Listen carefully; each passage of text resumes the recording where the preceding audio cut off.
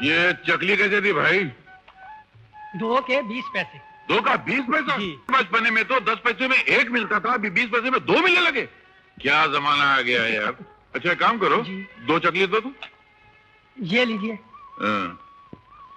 ये केला क्या भाव दिया? 20 पैसे का 1। यार तुम बहुत सस्ता माल बेचते हो, घर में कुछ बचता है कि नहीं? एक काम करो, ये 2 चकली लो और 1 केला दो। ये लीजिए। मीठा है। घर के बाहर का है क्या? जी नहीं, वसई से मंगवाया। अच्छा। केला मुंह में जाते ही एड्रेस बता रहा है कि वसई से आया है। वसई के केले बहुत अच्छे होते हैं, तुम भी रोज खाया करो, पेट साफ रहा करेगा। चलता हूँ। अरे भाई साहब पैसे। कैसे पैसे? केला नहीं खाया क्या? तो चकली नहीं लिया क्या? तो चकली के पैसे। अरे तो चकली तो मैंने वापस कर डाली। अरे सीधा हिसाब है यार, चकली मैंने लेके लौटा दी, उसके बदले केला लिया, तो केले की कीमत चकली हुई, चकली तुम्हारे पास है, तो केले की कीमत चकली और चकली की कीमत केला, तो बीच में पैसा कहां से आया? तुम सीधे दुकान चलाओ ना, दुनिया लूट के ले जाएगी। तुम हिसाब करो, मैं वापिस आता हूँ।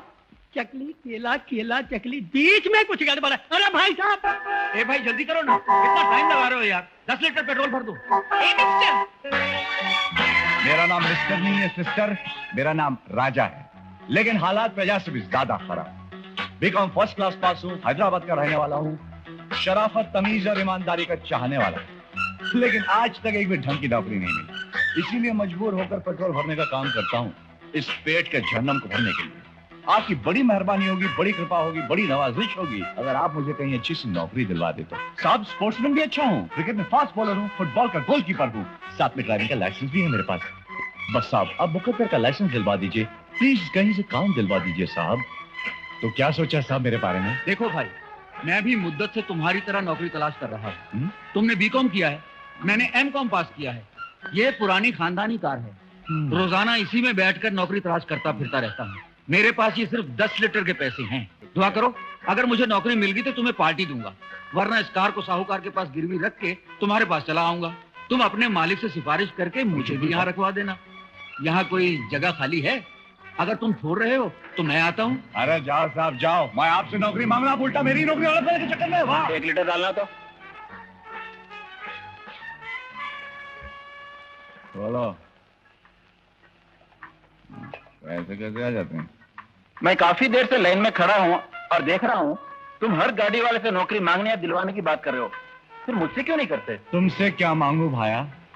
जिस पेड़ पर पत्ते ही ना हो उसके नीचे धूप से बचने कौन बैठेगा? क्या मतलब?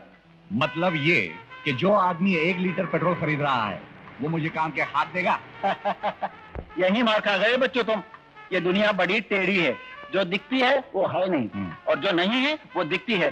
दिखावे के बक्के वाले को तुम अमीर समझ बैठे और मुझ जैसे सीधे साधे को गरीब। जानते हो मैं कौन हूँ? सेठ जमुना दास रायचूरा। कौन सा चूरा? रायचूरा। 2 बीवियां हैं मेरी, 3 बंगले हैं, 4 मिलों का मालिक हूँ, 5 कारें रखी हैं मैंने, लेकिन मैं कार सिर्फ काम के लिए इस्तेमाल करता हूँ, दिखावे के लिए नहीं। कार लेकर ऑफिस जाने में देर हो जाती है, ट्रैफिक में फंस जाती है, इसलिए मोपेड लेकर जाता हूँ। पैसे लाओ। मालूम है, कभी बस में, कभी ट्रेन में, कभी पैदल भी चला जाता हूँ मैं। असली कारोबारी और धंधे वाले आदमी इसी तरह जिंदगी गुजारते हैं। Good bye. अरे सेठ चूरा जी, सेठ चूरा जी, ये है राजा। इसके बारे में कुछ कहने की जरूरत नहीं, आप खुद ही समझ जाइए। मेरा नाम भी सेठ फकीर चंद है। आज मैं इन सालों को मकान से निकलवा कर ही रहूंगा। क्या है कि मकान में रहने वाले मेरे किराएदार अच्छे लोग हैं, लेकिन ये ना ही तो किराया बढ़ाते और ना ही मकान से निकलते हैं। इसीलिए मैं तुझे गुंडा बना कर ले जा रहा हूँ ताकि तू उन्हें धमकी देना, समझे ना? मैं कहूंगा मकान खाली करो और फिर कहूंगा पहलवान काट डाल। तू क्या करेगा? मैं एक एक को अपने दांतों से काट डालूंगा। अबे साले, तुझे गुंडा बनाकर लाया हूँ कि कुत्ता बनाकर लाया हूँ? ये क्या किया तूने? जब मैंने तुझे दादागिरी का एडवांस दिया था तो तेरी इतनी लंबी लंबी मूछें थी, वो मूछें कहाँ हैं? साहब तब कटकी थी ना, इसलिए मूछ बढ़ाया था। आपने पैसे दिए, कटवा दिया। लो बताओ, जिन मूछों के लिए मैंने तुझे किराए का गुंडा बनाया था वही मुझे साफ कर दी। अब तुझसे कौन डरेगा? चलो चिल्लाओ। अंदर कौन है? बाहर निकलो दिखा रही थी, अब दूर करने आया हूँ। तिवाही मचा दूंगा, खून की नदियां बहा दूंगा। और बाहर निकलो। अरे सेठ जी आप आइए आइए, बहुत दिनों बाद आए। चाची कैसी है? ठीक तो है ना? अरे हाँ, सुना कि बेटी सियानी हो गई है, शादी कर डाली उसकी। अच्छा अब मैं चलती हूँ, बहुत सा काम करना है। अरे ये लड़का कौन है? बहुत शर्मिला है बेचारा। अबे ओ साले उल्लू के पट्टे, मैं तुझे खूनी गुंडा बना कर लाया हूँ, वो तुझे लड़का कहकर चलेगी, शर्मिला बनाकर चलेगी। चल सीधा। आइए आइए सेठ फकीरचंद जी, आइए। वहाँ घर में हमारे बदनसीबी की लानत है, कभी हम उनको कभी अपने सड़े हुए घर को देखते हैं। बहुत दिनों बाद आए, कहाँ थे? जेल में थे क्या?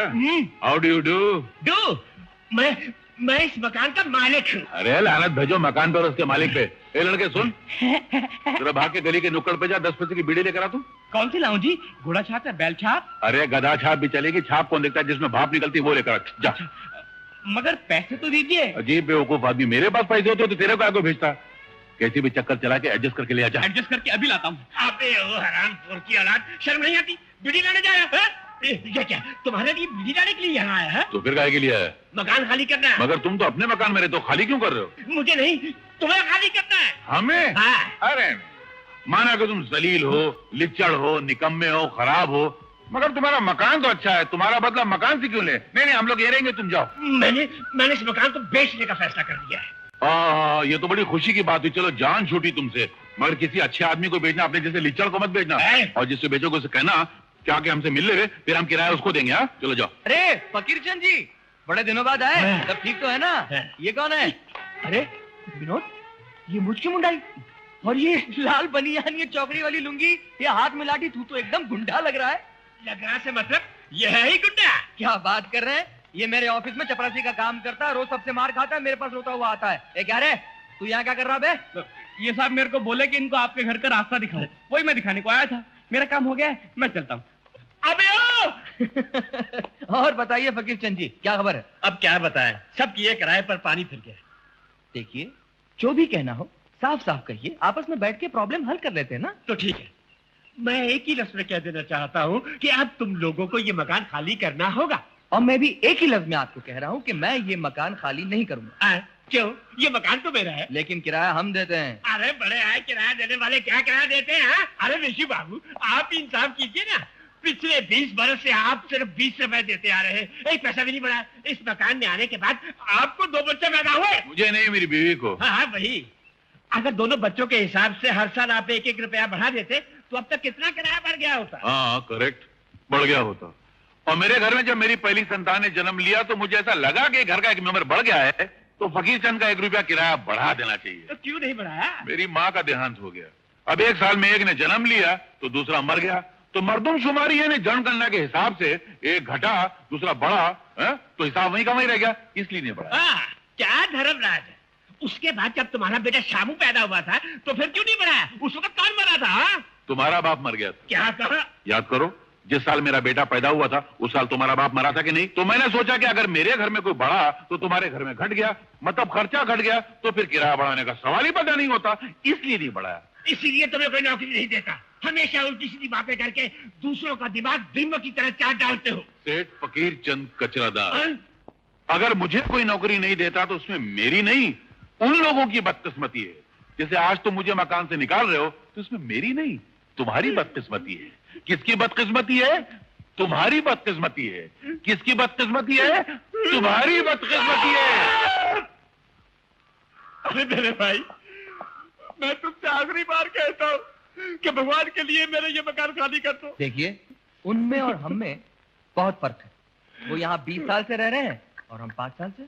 चाय। शुक्रिया। आपके लिए नहीं, इनके लिए। सेठ जी, जब हम नए आए थे तो आप हमसे 150 रुपए भाड़ा लेते थे। जब जब आपने भाड़ा बढ़ाया हम देते रहे, यहाँ तक कि अब हम आपको 350 रुपए भाड़ा देते हैं। उसके बावजूद आपने इस मकान की हालत में कोई सुधार नहीं किया। चलिए जाने दीजिए, हम उसकी भी परवाह नहीं करते। अब भी अगर आपको भाड़े में 5-10 रुपए बढ़ाने हो तो हम उसके लिए तैयार हैं, लेकिन मकान छोड़ने के लिए हरगिज तैयार नहीं। इन लोगन के हिसाब का जरा बिल तो बनाई दो। और तुझ जैसा जो भी आए उसका मुफ्त में हिसाब किताब कर दिया करूं। ये ले शारदा का बिल, ये प्रताप का बिल, जाओ घंटी बजाओ और वसूल कर लो। जी बाबूजी, जी। कौन है भाई? बिजली, तुझे कितनी बार मैंने ताकीद की है कि जब सुबह कपड़े लेने आया कर तब मेम साहब को जगाया कर, और जब शाम को कपड़े देने आया कर तब मुझे बुलाया कर। हाँ हाँ जानत है बाबूजी, जानत है। हमारी याददाश्त के धोबी खाट पर सब छपा हुआ है, मगर तुमको इसलिए बुलाया है कि आज कोई ऐसन वैसन सुबह नहीं, आज तो 2 तारीख है, 2 बिल चुकाने का दिन।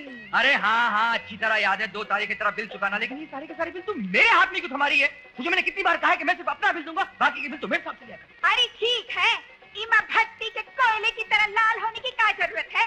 तुम अपना बिल चुकाई क्यों? उनका बिल हम ले लेंगे। बीबी जी बिल क्या है? आप अपने बिल में झांकिए। हाँ छापता हूँ। ये बिजली तुम्हारे पैसे। अच्छा बाबूजी, ये बिल ये मेरा नहीं है। अरे बिजली, मेरा बिल इतना कैसे बढ़ गया? हाँ, क्या कल सुबह आकर ले जाना? अरे बीबी जी ये बिल, ये मेरा नहीं है। अरे बीबी जी, ये लो, कपड़ा ई के घर का धुला था और बिल देने को कौन तैयारी नहीं। बाबूजी का अखबार बाजत हो? नहीं, पहली क्लास की परीक्षा देनी है, उसकी तैयारी कर रहा हूँ। बाबूजी, हम तुमका एक और तकलीफ देने आए हैं। तुम्हारा बेटा तो अपना बिल दे दिया, बहू ने बिल देने के लिए कल बुलाया है, मगर बाबूजी ये जो बिल है ना, इसको चुकाने का कोई नाम ही नहीं लेवत। जाहिर बात है, बेटे ने सोचा होगा कि बाप रिटायर होकर बैठा है, उसके सर पे थोप दो। ला बिल्ला, मैं अभी फैसला करता हूँ। जी बाबूजी। क्या है पिताजी, आप और ये बेल? बेल नहीं, बिल। कौन सा बिल? ये मुझे नहीं मालूम। नहीं मालूम? दिन रात नौकरी के चक्कर में पड़े रहते हो। 8 साल पहले तुम दोनों की शादी हुई थी, ये मालूम है। तुम दोनों मियां बीवी हो, ये मालूम है। 5 साल की तुम्हारी एक बच्ची है, ये नहीं मालूम। और वो बच्ची सीमा घर की सीमा से बाहर हॉस्टल में रहती है, ये भी नहीं मालूम। अरे कुछ दिन पहले वो बच्ची अचानक तुम दोनों को मिलने के लिए आई थी। जोरों की बारिश हो रही थी, सर से पांव तक भीगी हुई थी, और वो भीगे हुए कपड़े मैंने धुलने के लिए दिए थे, ये तो मालूम है। सॉरी पिताजी, मैं जरा भूल गया था। किसको? बिल को या बच्ची को? तेरे मेरे के चक्कर में दुनिया ऐसी फंसी है कि अपनी असलियत भूल गई। मैं जानता हूं कि दोनों नौकरी क्यों करते हैं, ज्यादा पैसे कमाने के लालच में, लेकिन उस मासूम बच्ची को हॉस्टल में दाखिल करवा देना, उसके बाद उसे भूल जाना, ये कहां का इंसाफ है? बिजली तू बता, जब एक गाय का बछड़ा मर जाता है तो वो कितनी दीवानी हो जाती है, इसलिए उसका दिल बहलाने को उसके सामने घास का बछड़ा बना के रख दिया जाता है ताकि वो उसके गम में मर ना जाए।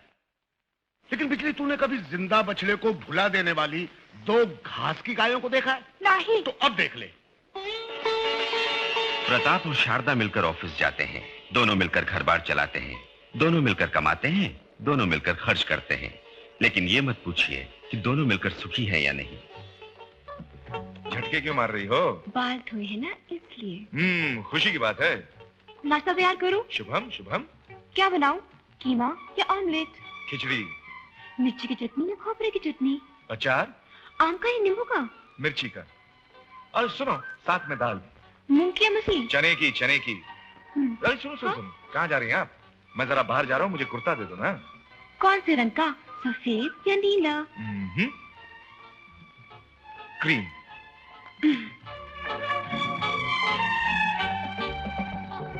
ये लो।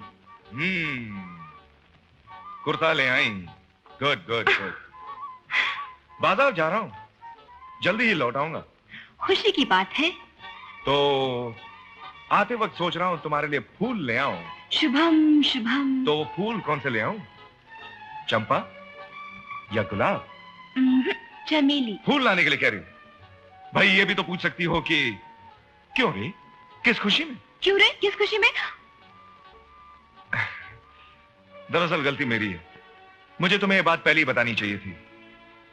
सीता, आज से गर्मियों की छुट्टियां शुरू हो रही हैं।